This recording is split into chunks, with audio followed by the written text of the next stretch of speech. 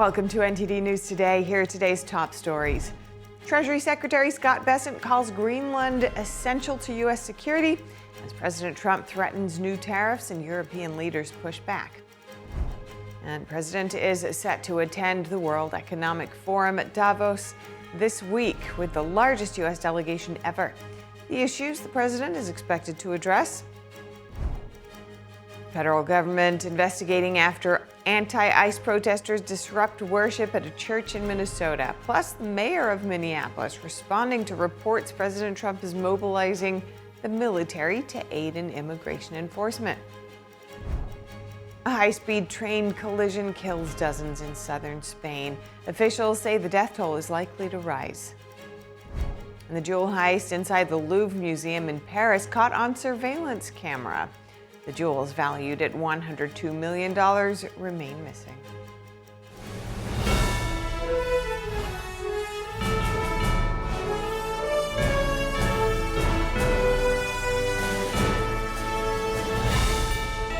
This is NTD News Today, live from our global headquarters in New York City.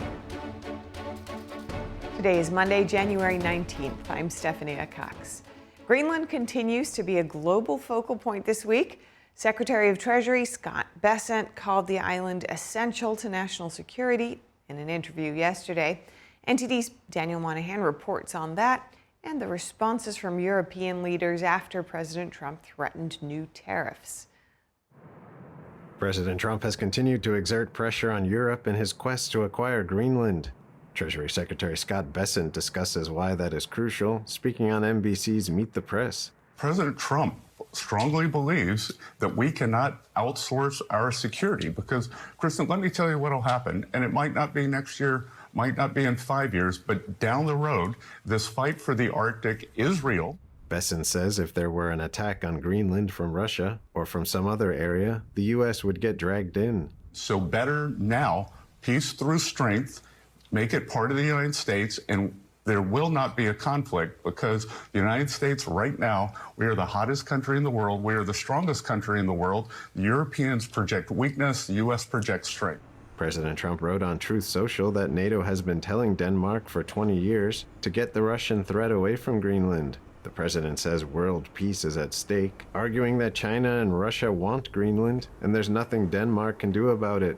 The president also criticized Danish defenses in Greenland, saying they amounted to having 2 dog sleds, with one being added recently. President Trump said on Saturday that he's planning to add a 10% tariff onto Denmark, Norway, Sweden, France, Germany, the UK, the Netherlands, and Finland, starting on February 1st. The levy would increase to 25% on June 1st, unless a deal is reached for the complete and total purchase of Greenland. European Union leaders held an emergency meeting yesterday over the tariff threat. EU Council President Antonio Costa said EU leaders have expressed readiness to defend themselves against any form of coercion. Costa is expected to convene a full summit of EU leaders later this week. Norway's foreign minister said they stand with the Kingdom of Denmark in defense of its sovereignty. But we're also ready to do more together with America and with all our allies in the Arctic. And that's exactly why we are stepping up our presence in Greenland, because if there are security concerns, we can meet them jointly. French President Emmanuel Macron called the tariffs unacceptable, saying no intimidation or threat will influence them. NATO Secretary General Mark Rutte said yesterday that he spoke with Trump regarding the security situation in Greenland and the Arctic, and that he looks forward to seeing him in Davos later this week. Meanwhile, the 8 European nations on Trump's tariff list have sent a small military presence to Greenland, intended to bolster Arctic security as a shared transatlantic interest, saying the deployment poses no threat to anyone. The White House said last week that the deployment of European troops in Greenland has not changed President Trump's mind on acquiring the island. Daniel Monahan, NTD News. And thank you, Daniel. British Prime Minister Keir Starmer saying today that Britain is not planning to consider retaliatory tariffs. Starmer says although he feels President Trump's threat of tariffs over Greenland is completely wrong, a trade war is in no one's interests. Firstly, I don't think it's right for us to choose between the US and Europe. And that's not a new position today. That's the position I've consistently held, as have previous governments, because we are allies with our European partners and allies with the US. And the strength in being able to keep both those alliances has served us well over the last 80 years. Starmer said Britain supports the fundamental right of Greenland and Denmark to decide the future of the Arctic island. Germany said today there would be a strong response to additional U.S. tariffs, adding that the European Union needed robust instruments to counter unfair trade practices. The country's foreign minister said Germany and France are in agreement. They will not allow themselves to be blackmailed, he said. Sweden also responded. The country's finance minister said the EU should push back in response to Trump's tariff threat over Greenland. The minister saying it was absurd that an American president would use tariffs as a threat in order to try to buy or take over Greenland. Business and political elites are heading to the World Economic Forum's annual meeting in Davos, Switzerland this week. President Trump is also set to appear there. Trump will be bringing with him the largest U.S. delegation ever. It includes the Secretaries of State, Treasury, Commerce, and Energy. Topping the agenda is finding a solution to the conflicts in Gaza and Ukraine. President Trump will also have discussions with European leaders. There will also be 400 other political leaders. So we do hope for a dialogue and also finding a path forward on Gaza, on Ukraine, but also how we can enhance collaboration even in this very complicated world. Other topics of discussion include the possibility of China invading Taiwan and tensions in the Middle East, as well as the protests in Iran, which continue. Trump is also expected to address his economic policy. The CEO of the World Economic Forum said that Trump's presence highlights the importance of cooperation between the private sector and countries which have become more and more indebted. Treasury Secretary Scott Bessent is already in Davos, Switzerland today for the World Economic Forum. He told reporters what President Trump will be talking about during the annual gathering. I think the message is America first does not mean America alone. And I think President Trump will be talking about this is what American leadership in the world looks like. The U.S. will be hosting the G20 next year. And I can tell you in the finance track, we are going to identify the lack of growth as the greatest threat to financial stability. So we are going to be pushing for growth, for deregulation. The Secretary said Trump will be in Davos this Wednesday and Thursday to sum up the first year of his second term. Bessent said the president will also talk about his thoughts on the economy going forward. The secretary added that the U.S. economy is doing quite well, and the Trump administration expects it to accelerate this year. The World Economic Forum's closed-door talks and high-profile panel sessions will run until this Friday. Organizers say this year's meeting is among the most senior gatherings in the forum's history.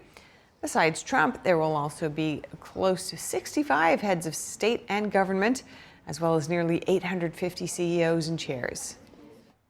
And Bessent also responded to questions about Trump's message to Norway today. Multiple reports citing European officials said Trump sent a letter to the Norwegian Prime Minister. The message reportedly indicates that he no longer felt an obligation to think purely of peace after he was not awarded the Nobel Prize in October. Here's Bessent's response. Take a listen.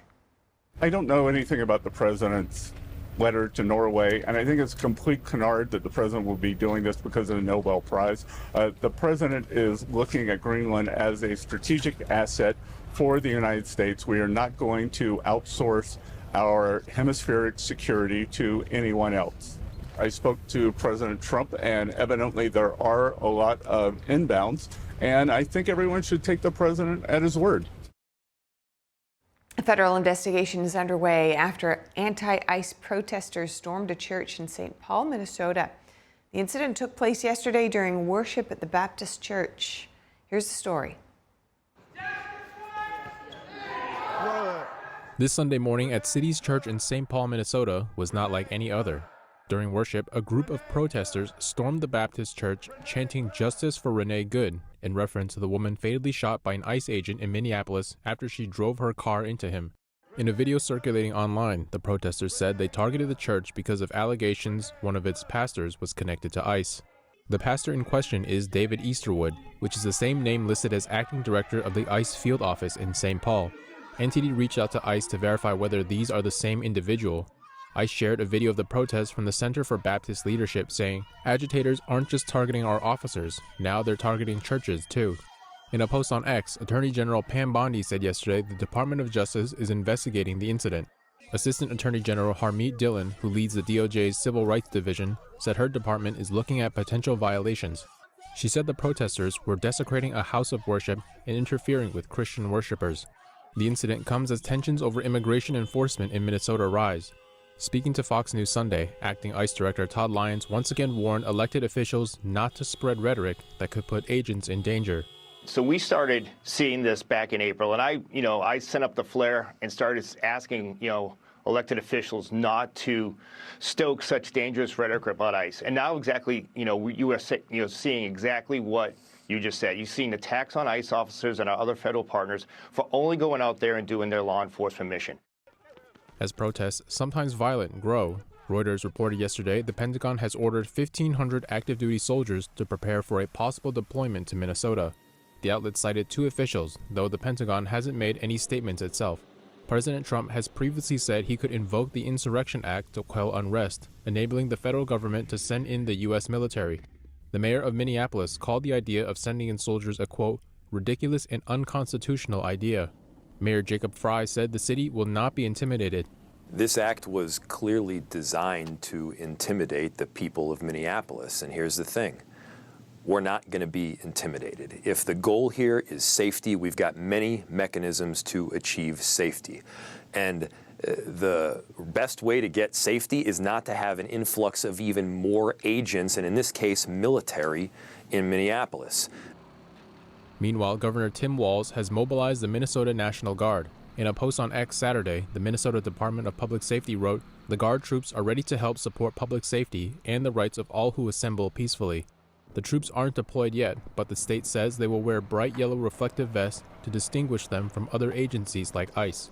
The federal government continues to defend its immigration enforcement operations. In an interview with CBS Sunday, Secretary of Homeland Security Kristi Noem said the vast majority of those arrested by ICE are convicted criminals or have criminal charges. Every single individual has committed a crime, but 70% of them have committed or have charges against them on violent crimes. In a video posted by ICE, an agent confronted by protesters in Minnesota says he and other agents are there to arrest a child sex offender. We're here to arrest a child sex offender. And you guys are out here honking. Oh, we're not. No, we're pressed. We're not. That vehicle right there is honking and impeding our investigations while we're trying to arrest a child sex offender. That's who you guys are protecting. Noem said the Trump administration is committed to arresting and deporting the worst of the worst from America's communities. In a post on X, Immigration and Customs Enforcement wrote, "We won't be deterred. ICE isn't going anywhere." Federal investigations into Minnesota are expanding. Now the Trump administration is investigating race-based housing programs in Minneapolis. It comes amid the onset of several other investigations into alleged fraud and taxpayer-funded programs. NTD's Melina Weisskopf has more details. Minnesota State Governor is under the microscope. The Trump administration is investigating whether the race-based housing programs in Minneapolis violate the Civil Rights Act. HUD officials are taking issue with the Minneapolis 2040 plan, which aims to prioritize housing resources to people of color, indigenous people, and/or immigrants. Secretary of Housing and Urban Development Scott Turner accused the mayor of racial favoritism. In a letter to the city's mayor, he wrote, "Specifically, Minneapolis has committed to making available and allocating housing resources based on race and nationality. This is in addition to the alleged wasted taxpayer dollars meant for housing programs." Through our fraud prevention, we have found that there is likely over $84 million in eligible assistance that was given to the state of Minnesota during the Biden administration, including almost $500,000 in improper assistance to over 500 dead tenants. And so you think about that. Governor Walz and Mayor Frey have not yet responded to the investigation. The HUD crackdown comes amid several other investigations into Minnesota programs. Independent journalist Nick Shirley continues to travel around in an attempt to expose fraudulent daycares. Is Hopkins Child Care Center. They're receiving over $2 million a year. Where are the children? No footprints of any children around here. No footprints of any children. They can't even answer the question. Medicaid and Medicare funds to the state also under scrutiny. The CMS director, Dr. Mehmet Oz, told American thought leader Janya Kellick the fraud could in fact run deep into our political dynamics. This might be part of a much larger scheme to change how we elect our officials, and that is very chilling for us. What we're seeing in Minnesota is the tip of the iceberg because it is dwarfed by what I saw in California, which is whole-scale cultural malfeasance around healthcare. Oz said he believes foreign-based gangs are perpetuating fraud in hospice and home health care programs. California is one of the 5 states where the Trump administration has frozen federal funding for social net programs while it investigates alleged fraud. Reporting from Washington, D.C., Melina Weisskopf, NTD News. And staying in that state, you may recall recently a federal agent shot and injured a man in Minneapolis, sparking a wave of protests in the city. And before that, grief over the death of the shooting by an ICE agent of Renee Good.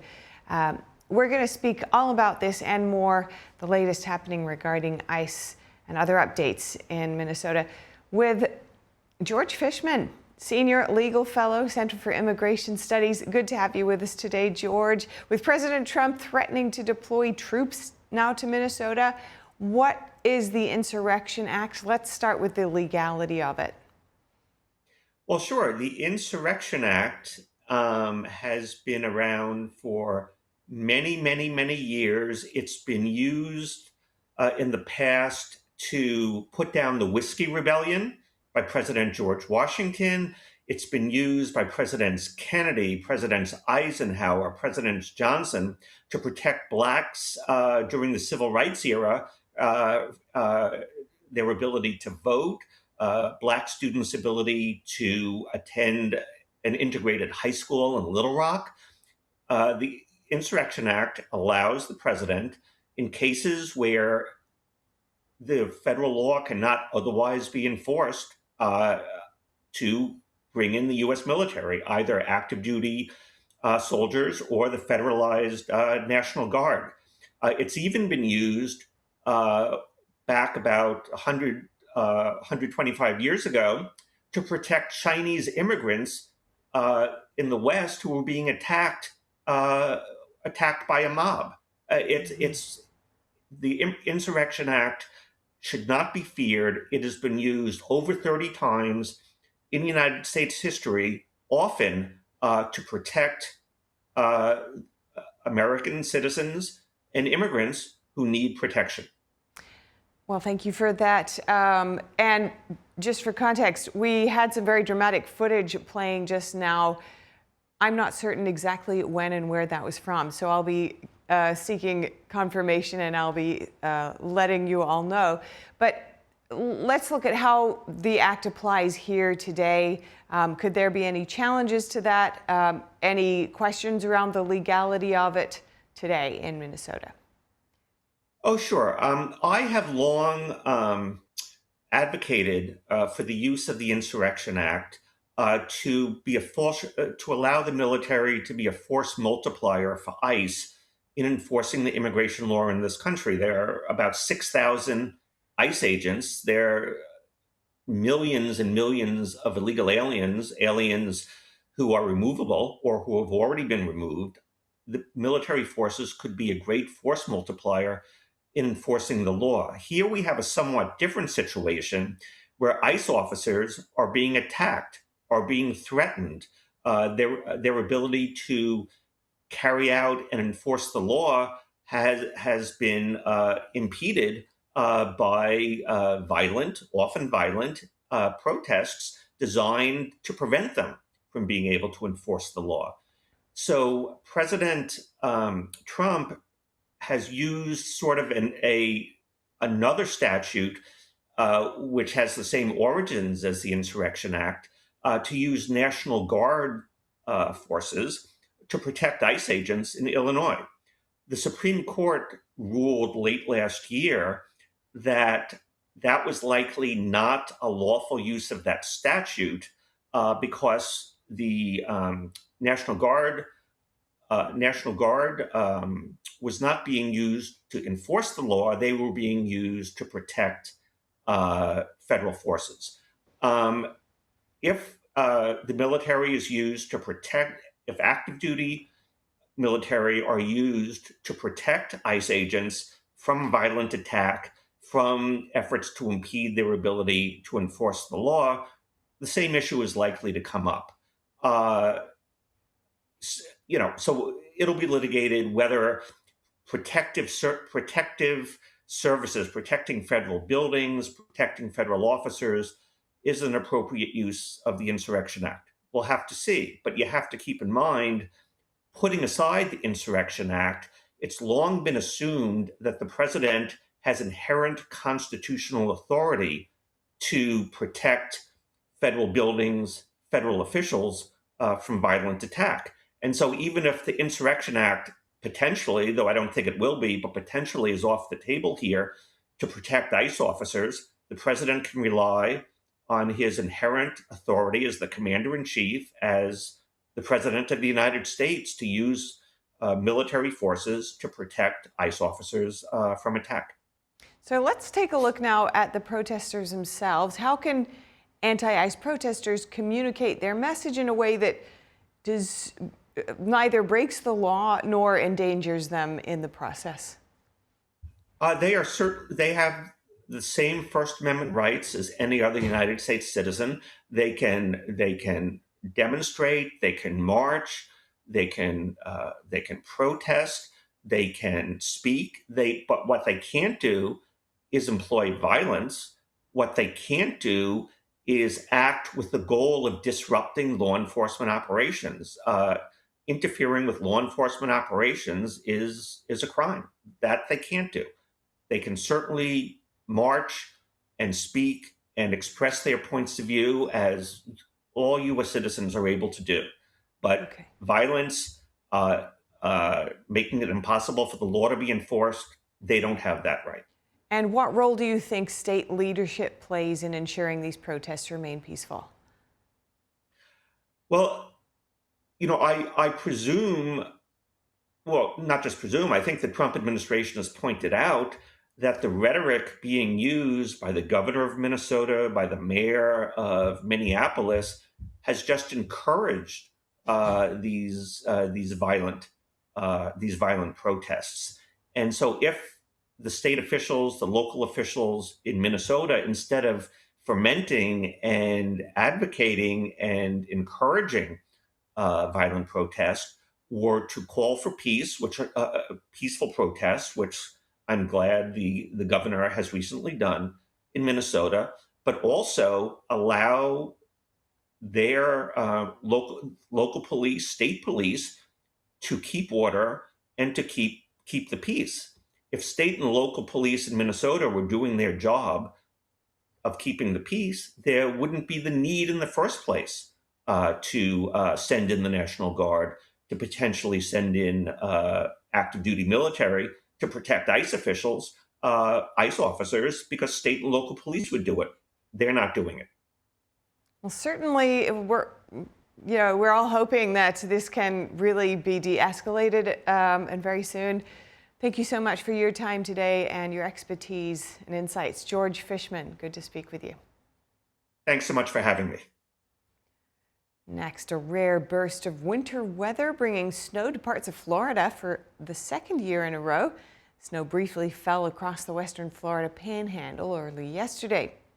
It didn't last long, though. The flakes didn't stick to roads and quickly melted away. Last January, some of the same areas got up to 8 inches, the most snow in many places since the late 1800s. Yesterday's snowfall was part of a broader winter storm affecting much of the country. Further north, forecasters are warning of dangerously cold temperatures over the next few days. Across the northern plains, a strong Arctic blast is bringing sub-zero temperatures and frigid wind chills. And along the Great Lakes and northeast, heavy lake-effect snow is expected through the week. Forecasters warn the strong winds sweeping in could be the coldest of the season.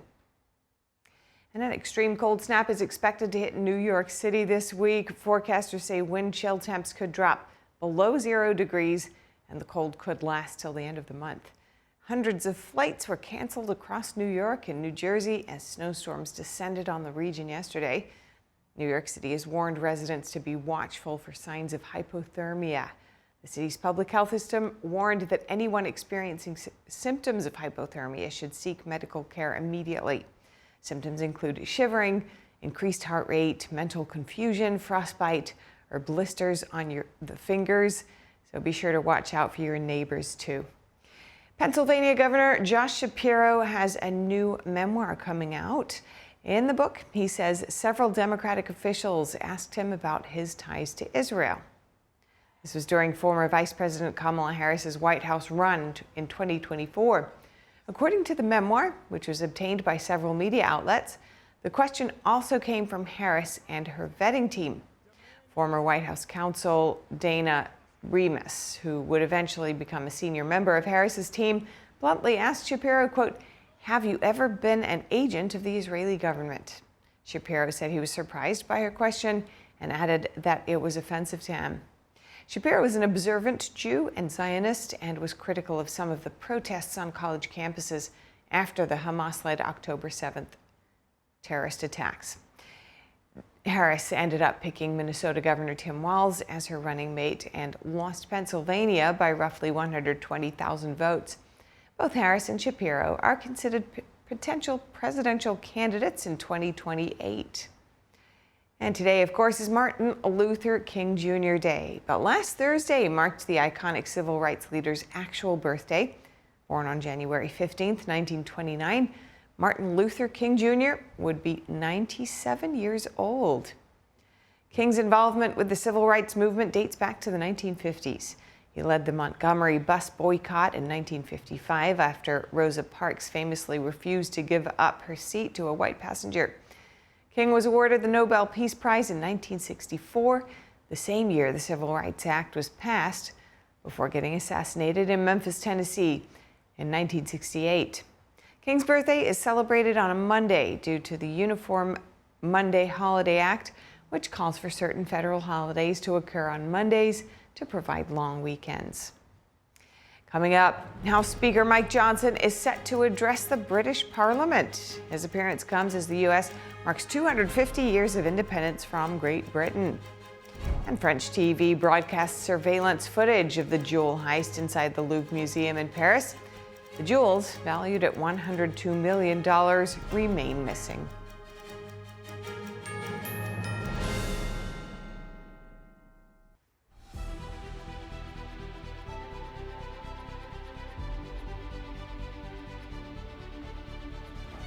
I'm Stephanie Cox, and this is World Watch. U.S. House Speaker Mike Johnson arrived in London today. He met with Britain's Speaker of the House of Commons, Lindsay Hoyle. Johnson is scheduled to address the British Parliament tomorrow as the U.S. marks its 250th anniversary of independence. It's an important time for all of us, and I want to encourage our friends in common situations as much as I can. And talk about the things we have in common, this common heritage, this great alliance that we have, this special friendship and special relationship. And you said, like, let's make it a very special relationship. I like that. That's a good theme. I'm going to pick up on that. So it's an important time for all of us. Today, as he sues the publisher of the Daily Mail, he and 6 others, including singer Elton John, allege that Associated Newspapers broke the law by tapping phones, bugging cars, and obtaining personal health records. John's husband, David Furnish, actors Liz Hurley and Sadie Frost, campaigner Doreen Lawrence, and former British lawmaker Simon Hughes are also part of the suit. Associated Newspapers has denied any wrongdoing. calling the accusations preposterous smears. The trial in London's High Court is expected to last 9 weeks. And French TV broadcast surveillance video yesterday showed the footage of the jewel heist inside the Louvre Museum in Paris 3 months after that robbery. The video showed two of the suspects, one wearing a bright yellow vest and the other in black. Their faces covered, the footage captured them breaking into the cases that held the precious jewels. Last October, a group of thieves posed as workers, you may recall. They used a freight lift on a crane and sliced through a window to enter the gallery. They stole tiaras, emerald earrings, sapphire necklace, and other items before escaping 8 minutes later. All 4 suspects have been arrested and charged. The jewels, valued at $102 million, remain missing. Ukrainian President Volodymyr Zelensky said yesterday that work is underway on documents needed to end the war with Russia. The comments come after U.S.-Ukraine talks in Miami over the weekend. The materials relate to post-war security guarantees and economic recovery. The U.S. and Ukraine could sign the documents this week at the World Economic Forum in Davos, Switzerland.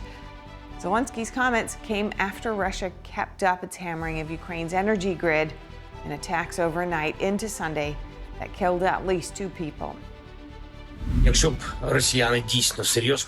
the Russians seriously wanted to end the war, they'd focus on diplomacy, not on missile strikes, blackouts, and even attempts to damage our nuclear power plants. We have information about the sites Russia reconnoitered in preparation for strikes. Everything clearly shows that diplomacy is not a priority for Russia. Russian President Putin has been invited to join President Trump's Board of Peace, according to the Kremlin. The committee will oversee the reconstruction of Gaza. The Kremlin says it's now reviewing the invitation and hoping to get more details from the U.S. side. The board is chaired by President Trump. Trump has invited 60 countries to join the board. Permanent membership will be available to those who pay $1 billion. Kazakhstan and Uzbekistan say their presidents will also join. Britain has also signaled its willingness to play a role in the rebuild. And a high-speed train in southern Spain derailed last night and collided with another train. At least 39 people were killed and more than 150 were injured. The mayor of Adamas, Spain, reacted to the accident. The scene was horrific. It was terrible. People asking and begging for help. Those leaving the wreckage are images that will always stay in my mind. The derailment happened when the tail end of a train carrying 289 passengers went off the rails. Emergency service workers were trying to access the interior of the trains amid the wreckage. Officials said the death toll is likely to rise. The Prime Minister of Spain called the accident a painful day for his country. We will uncover the truth. We will find out the answers. And when we know the origin and cause of this tragedy, as we must, we will inform the public via the media with absolute transparency and clarity. Prime Minister Pedro Sanchez canceled a planned trip to the World Economic Forum in Davos as he visited the crash site. He declared 3 days of national mourning starting midnight. The accident is the deadliest in Spain in over 10 years. A crash in 2013 killed 80 people after a commuter train derailed as it came around a bend. And the Iranian president said yesterday that any attack on the regime's supreme leader would be equivalent to an all-out war against Iran. Iran also indicated it might go ahead with the execution of people detained. Here are the details. Iran's president warned on Sunday that any U.S. strike would trigger a harsh response from Tehran after an Iranian official in the region said at least 5,000 people, including about 500 security personnel, had been killed in nationwide protests. Sparked last month in Tehran's Grand Bazaar over economic grievances, the protests swiftly turned political and spread nationwide. The protests drew participants from across generations and income groups calling for the end of clerical rule. Protests dwindled last week following a violent crackdown. President Donald Trump has repeatedly threatened to intervene if protesters continued to be killed on the streets or were executed. Trump said in an interview with Politico on Saturday, quote, "It's time to look for new leadership in Iran." Iran indicated on Sunday it might go ahead with the execution of people detained during the unrest, and with its clerical rulers facing mounting international pressure over the bloodiest unrest since the 1979 Islamic Revolution, is seeking to deter Trump from stepping in. Iran's President Masoud Pezeshkian on X warned that Tehran's response, quote, "to any unjust aggression will be harsh and regrettable." He added that any attack on the country's supreme leader is, quote, "tantamount to an all-out war against the nation." The Iranian official told Reuters that the verified death toll was unlikely to increase sharply, adding that those taking to the streets had been supported and equipped by, quote, "Israel and armed groups abroad." The clerical establishment regularly blames unrest on foreign enemies. U.S.-based rights group HRANA said on Saturday the death toll had surpassed 3,300, with nearly 4,400 cases under review. The group said that more than 24,000 arrests had been confirmed. Israel faces a growing mental health crisis among troops following the Gaza war, with rising post-traumatic stress disorder and suicide rates. Recent reports by the Defense Ministry and by health providers have detailed the military's mental health crisis. We have the details. In Bat Yam, on Israel's Mediterranean coast, a female veteran walks into the sea with her surfboard. She is taking part in a surfing therapy program for those coping with post-traumatic stress disorder following military service. Her military base was overrun during the October 7, 2023 Hamas attack. Wow, I just felt fear, crazy fear. It's a feeling that can't be explained in words. Anyone who wasn't there will never understand that feeling, that sense that any second I could die. At night when it was hard to fall asleep and there were nightmares, mood swings, it hit me quite immediately. Even my family felt that something was happening, that it wasn't the same anymore. Israel is grappling with a dramatic increase in PTSD and suicide among its troops after its two-year assault on Gaza following the October 7 attack. Israel's defense ministry has recorded a nearly 40% increase in PTSD cases since September 2023, predicting it will increase by 180% by 2028. An Israeli parliamentary committee also found in October that 279 soldiers had attempted suicide from January 2024 to July 2025, a sharp increase from previous years. The report also found that combat soldiers comprised 78% of all suicide cases in Israel in 2024. Ronan Sidi, a clinical psychologist who directs combat veteran research at EMEC Medical Center, says soldiers are generally grappling with two different sources of trauma. I think we can talk in general about two aspects of trauma that many times they're combined together. One of them is the aspect of the soldier as a victim, okay, with deep experiences of fear, helplessness, okay, and feeling very vulnerable and weak, okay, being afraid to die. And another aspect of it is of the soldier not as a victim but as a perpetrator. And too many times soldiers have to take split-second decisions whether to fire at someone who seems to be a terrorist and firing at them, but he's surrounded with women and children. And then women and children are injured, okay, and killed by accident. And living with the feeling that you have killed innocent people when you're 19 is a very difficult feeling. You can't correct what you have done. And this is what we call moral injury.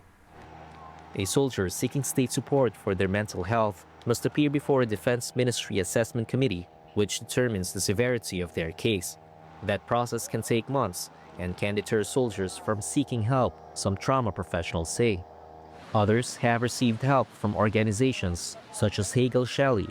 The NGO, which uses surfing as a therapy technique, has taken on hundreds of soldiers and reservists suffering from PTSD, while some former soldiers have therapy dogs. Israel says more than 1,100 service members have been killed since October 7. Japan's Prime Minister Takaichi is calling a national election next month. She's rallying voter support for increased spending and a new strategy to accelerate defense buildup. Here's that story. Japan's Prime Minister Takaichi said she will call a national election on February the 8th. She wants voter support for higher spending, tax cuts and a new security strategy expected to accelerate Japan's defense buildup. I stake my position as Prime Minister on this decision. I ask the people of Japan to directly judge whether they can entrust the governance of the nation to Takaichi. Takaichi promised a 2-year halt to an 8% consumption tax on food and said her spending plans would create jobs, as well as boost household spending and increase other tax revenues. Government figures show a possible consumption tax would reduce government revenue by an estimated $32 billion a year. That sent the yield on Japan's 10-year government bonds to a 27-year high earlier on Monday. The snap vote will mark Takaichi's first electoral test since becoming Japan's first female premier in October. Calling an early election allows her to capitalize on strong public support and tighten her grip on the ruling Liberal Democratic Party and shore up her coalition's fragile majority. The election will test voter appetite for higher spending at a time when the rising cost of living is the public's top concern. Coming up, a 3,500-carat purple star sapphire is discovered in Sri Lanka, and it could be worth over $300 million. And in the NFL, another shocker in the league as the Bills make a major coaching change. NTD's Dave Martin joins us to discuss when we return.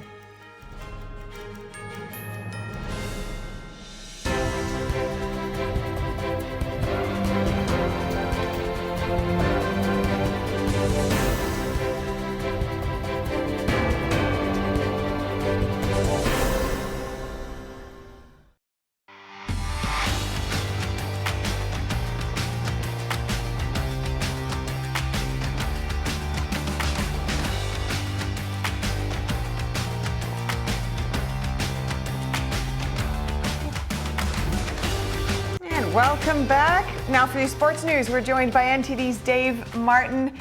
Dave, we have some tennis news, but first let's start in the NFL. There's some breaking news. Buffalo, the team has fired head coach Sean McDermott. What do you make of that? How dramatic is that? I'm stunned. I mean, he was so successful. The guy went 98-50 with them in the regular season. They won 5 straight division titles from 20 to 24. And even though they didn't win the division this year, I mean, New England did, they still made the playoffs. It was their 7th straight playoff appearance. They lost Saturday in the divisional round to Denver in overtime. Very close game despite all their turnovers. It's actually a miracle they got it that far. But I think really between his firing and Baltimore letting go John Harbaugh, another very successful coach, and even the Steelers fan chanting for Mike Tomlin to get fired.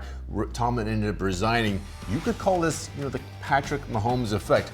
These are all AFC coaches. They're all very successful. But Mahomes and the Chiefs, they've won this conference 5 out of the last 6 seasons. They've won 3 Super Bowls during that time. Nobody else has hardly been able to get out of this conference. So even though, I mean, this year the Chiefs did not make the playoffs, but still, even with that, these 3 didn't actually get that far, unfortunately. I'm talking about those 3 coaches there. Okay. But it's really shocking. I mean, Mahomes and the Chiefs have won so much. Bills were a team that could not get past the Chiefs in their prime. So I'm very shocked at this one. Long story short, another great head coach has been fired. This is like, we said 2 weeks ago there's Black Monday in the NFL. It's the Monday after the final regular season game. Everyone gets fired, but we've had, 3 firings since then. So okay. It's been quite a time. This is the most shocking one to me, for sure. Sean McDermott had a great run there. So I don't know. I'm a little stunned right now. Yeah, all right. So Okay, well, you're going to have to help me through we'll this. take it slow. Okay. Let's change topic now. That might help. So you mentioned the Bills losing to the Broncos Broncos already, but what did you make of the rest of the playoff games this weekend? Well, that Bills-Broncos game, I thought that was the best game of the weekend. You know, I mean, like I said, turnovers did in the Bills there, especially that fumble late in the first half that resulted in a quick 3 points there for Denver. But in the second half, Buffalo's defense really clamped down on Denver's offense. They made their run, they took the lead, ended up getting tied, and then in overtime, Bills had another turnover there, and that was the difference. Now, Bo Nix, quarterback for Denver, though, he injured his ankle in the win. He is out for the rest of the playoffs, so something to watch for there. Meanwhile, in the other AFC game that was yesterday, Patriots really shut down C.J. Stroud and Houston, the Texans offense. They won 28-16 there, so it'll be New England versus Denver in the AFC title game next week. Now, in the NFC yesterday, Chicago nearly pulled off an incredible comeback. I mean, they ended up losing in overtime to the Rams 20-17, thanks to another overtime turnover on that one too. Still, Caleb Williams made one of the greatest plays I've ever seen in the postseason. That 4th and 4 touchdown pass with 5 seconds left, where he had to retreat 30 yards or something like that because those guys were about to sack him. Somehow still found Kmet in the end zone for a game-tying touchdown pass with 5 seconds left. That was one of the most incredible postseason plays I can remember. Okay. Unfortunately for him, his Bears ended up losing in overtime. So it'll be the Rams who beat the Bears versus those Seattle Seahawks there. Now, the Seahawks blew out San Francisco. That was probably the least entertaining of the games. It was 41-6 on Saturday. So okay. Yeah, that one wasn't the most entertaining. So in the NFC, Rams versus the Seahawks there. Okay, well, let's shift gear to tennis as we had forecasts already. Novak Djokovic won his opening round match yesterday, and that was at the Australian Open, of course. That was his 100th win at that event. Pretty nice. Yeah, that ties him with Roger Federer for the most Australian Open wins all time. Interestingly, he's just over 100 wins at both Wimbledon and the French Open. Only 95 wins, though, somehow at the U.S. Open. It should be noted, he was not allowed to play the U.S. Open or the Australian Open in 2022 because both countries required a COVID vaccine to enter the country. So he might have 25 or even 26 Grand Slam titles had it not been for that. In any case, he still has the most all time with 24. So very nicely done. Very nicely done. Yeah. Yesterday, though, he beat Pedro Martinez in straight sets in the first round. Now, he is not the favorite to win this event. That's between Carlos Alcaraz and Jannik Sinner, the top 2 players in the world. They've combined to win the last 8 Grand Slams. I'm afraid they've sort of passed up Novak Djokovic in those regards. It would be nice to see if Djokovic could turn back the clock one more time, though. It's not going to be easy. Okay. I'll just say that. It would be fun. He's got the work cut out for him, for sure. Well, we'll have to wait and see. Thank you so much, Dave. Thank you, Steph. And a hat maker in southern Spain is setting his creations ablaze. He's become an online sensation, turning his accessories into fire shows. Let's check that out. Alejandro Mateo is working on a new hat, but he has an unusual process. He lights his creations on fire. Initially, this was never meant to be a business or a way of life. It just happened by accident. The 42-year-old from Andalusia never intended for this to be his full-time job, but videos he posted brought in a ton of business. There was a couple of videos that they got very viral in social media. That was the moment that, celebrities start contacting me and, getting many orders. Mateo says he sells 20 to 25 hats in a good month, mostly to the United States. Each is handmade using steam, a brim cutter, and fire. He was never an apprentice, teaching himself from the beginning. It's funny because back in the days when I started, it was very difficult to get the information, even to get the tools. It was like mission impossible. Mateo describes how he got his start, even making some of his own tools. You will have to go to these shops that they sell antique stuff, because you couldn't find the hat blocks or the brim cutter, all the elements. Mateo says he's sometimes approached by people interested in learning his craft. He's happy to help, though says the process is more of an art than a science. It's funny because I teach my method, the method that I learned by myself, which I don't know if is like the right way, but it works for me. That's it. It's Alejandro Mateo's method of working. Mateo says each hat has a name and a unique story underneath the brim, and fire gives his works a little flair. Andrew Thomas, NTD News. And a precious stone, said to be the largest of its kind, was unveiled over the weekend, and now the owners are ready to sell. It's a purple star sapphire weighing over 3,500 carats. The gem has been dubbed the Star of Purple Land, and one gemologist says it's the largest of its kind. Specialty about this gemstone is purple color, and it's to date the recorded largest purple star sapphire. We can guarantee it's the largest purple star sapphire to date. The gem is owned by a group called the Star of Pure Land Team, who want to remain anonymous for security reasons. The owners say the stone was found in a gem pit near a remote town in Sri Lanka known as the City of Gems. It was purchased together with other gems in 2023, and about 2 years later, the owners found that it was a special stone. They then got it certified by 2 laboratories. The stone's value has been estimated at $300 to $400 million by international valuers. Sri Lankan sapphires are renowned for their unique color, clarity, and shimmer. And that's all we have time for this hour. But if you have any feedback on the show or have something you'd like to see us cover, send us an email at news.today@ntd.com. We'd love to hear from you. We'll cover more news right after this break.